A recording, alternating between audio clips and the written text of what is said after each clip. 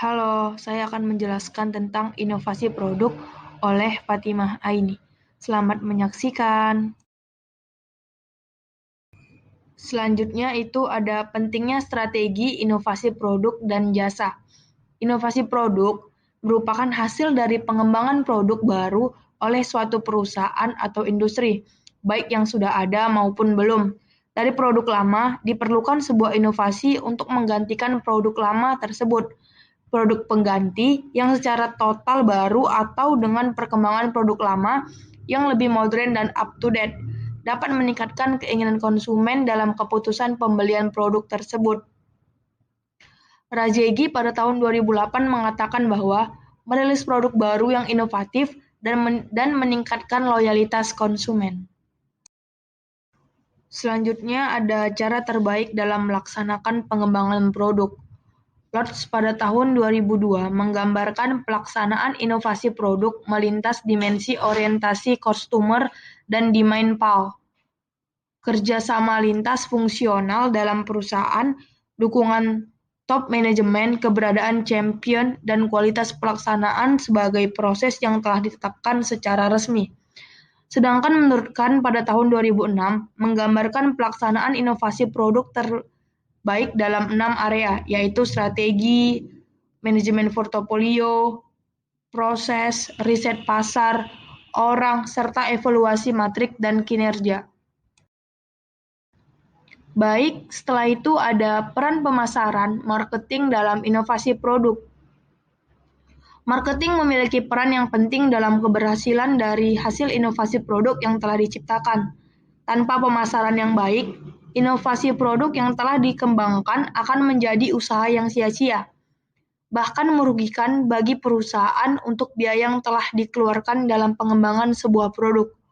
Dari perspektif ini, strategi pemasaran dan inovasi produk berhubungan erat meskipun ide-ide yang telah berbeda mengenai jenis strategi pemasaran telah diusulkan. Sebagian besar peneliti telah menjelaskan strategi pemasaran melalui 4 aspek. Yang pertama, produk, price, place, dan promotion. Menurut Kotler pada tahun 2003.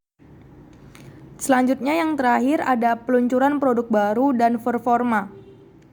Produk baru yang sukses sangat penting bagi banyak perusahaan, karena produk inovasi penting dalam membantu perusahaan untuk beradaptasi dengan perubahan di pasar, teknologi, dan persaingan dalam industri dengan teknologi tinggi menjadi yang pertama untuk meluncurkan produk baru dan dapat membawa manfaat yang signifikan seperti pasang pasar yang lebih besar dan harga premium. Sebaliknya, keterlambatan pengenalan produk baru dapat menyebabkan hilangnya pasang pasar atau bahkan lebih parahnya lagi kehilangan penjualannya. Sebagai contoh dari materi inovasi produk, saya akan mengambil perusahaan Samsung.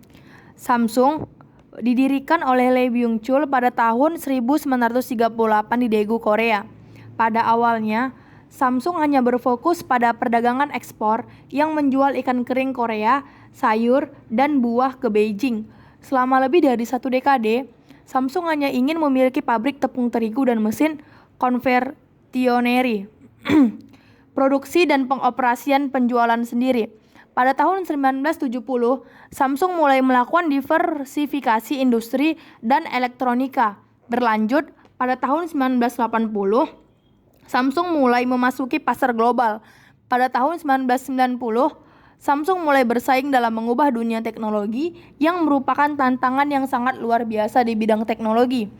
Pada tahun 1997 hingga 1999, Samsung mulai menggosongkan era digital. Pada tahun 2000, Samsung merintis zaman digital.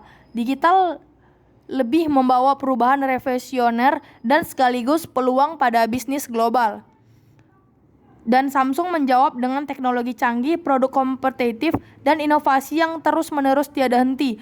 Pada tahun 2005 hingga saat ini, Samsung diakui oleh seluruh dunia dan memprakarsai era digital.